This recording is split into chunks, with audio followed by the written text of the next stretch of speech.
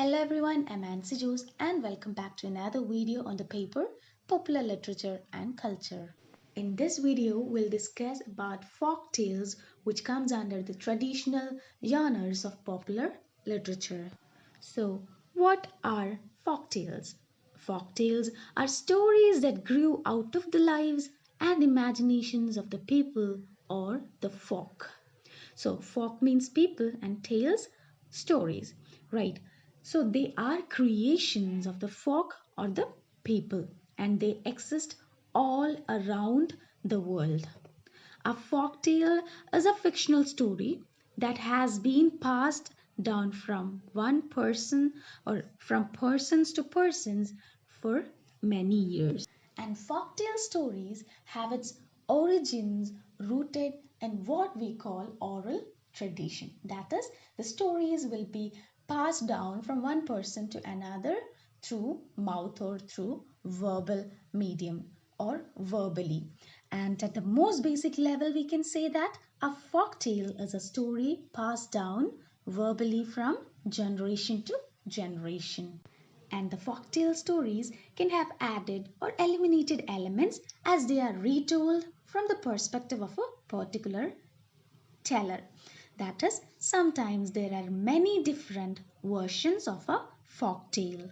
There are different kinds of folktales with thousands of regional and cultural variation. And folktales usually is based on events that are true to life. Usually, characters in a folktale must face an impossible test and they resolve conflict using their human capacities and not with magic like what we see in fairy tales. And it often carries a moral intent of the story. And also note that when a folktale contains magical elements or fairy elements, then it will become a fairy tale. So, coming back, and the characters of folk stories or folk tale are based on the stereotypical characters or images that we see in stories, and they include stepmother, evil stepsisters, then kind loving father, fair maidens, etc. And then the conflict in a story usually arises between human and nature or human and human form, even though it may contain animal characters. And folktales are rooted more in human scenarios instead of magic to relay in a moral base. And folktales were originally written to have wider appeal. So it had wide acceptance among the people. And sometimes the stories involve supernatural elements, animal characters, but these animal characters will behave like humans with realistic emotions, flaws, faults, and failings.